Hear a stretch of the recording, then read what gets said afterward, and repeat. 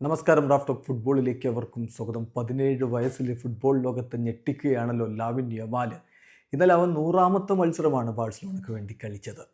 ഇന്നലത്തെ കളിയിൽ ബാഴ്സയുടെ തിരിച്ചുവരവിന് വഴിമരുന്നിട്ട പ്രകടനമാണ് അവൻ നടത്തിയത്. അവൻ്റെ ഗോളാണ് അവരുടെ തിരിച്ചുവരവിന് തുടക്കമായത്. ഒരു ഗോൾ അവൻ നേടി, 2 കീ പാസുകൾ, 6 ഷോട്ടുകൾ, 2 ഓൺ ടാർഗറ്റ്, 10 ഡ്രിബിളിംഗ് അറ്റംപ്റ്റുകൾ, 6 സക്സസ്ഫുള്ളായി, 14 ഡ്യുവൽസിൽ 8 വിൻ ചെയ്തു. പൊളിച്ചടുക്കിയ പ്രകടനമാണ് ഇന്നലെ ലാമിൻ യമാൽ നടത്തിയത്.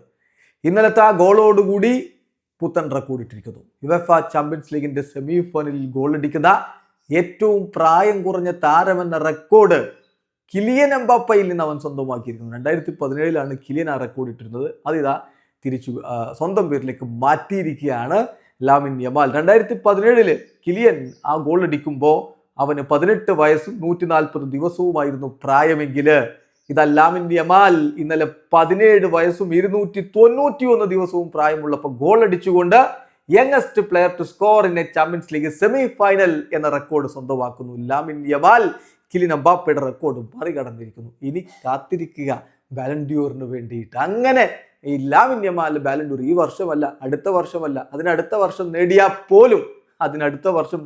പോലും കാര്യങ്ങൾ മാറി മറിയും. കാരണം അവന് 17 വയസ്സേ ഉള്ളൂ.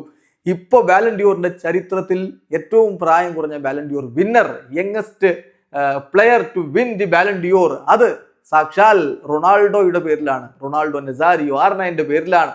1997 അദ്ദേഹം ബാലൻഡിയോർ നേടുമ്പോൾ പ്രായം 21 വയസ്സും 92 ദിവസവുമായിരുന്നു. അത് മറികടക്കാൻ വരുന്ന 4 വർഷങ്ങൾക്കിടയിൽ എപ്പോഴെങ്കിലും ബാലൻഡിയോർ നേടിയാൽ മതി യമാലിന്. സോ ലാമിൻ യമാൽ അടുത്ത പണി കൊടുക്കാൻ പോകുന്നത് R9 ആയിരിക്കും എന്ന കാര്യത്തിൽ തർക്കം വേണ്ട. വീഡിയോ അവസാനിക്കുന്ന ഫുട്ബോൾ ലോകത്തെ കൂടുതൽ വിശേഷങ്ങളുമായി റാഫ്റ്റ് ടോക്സ് എത്താം.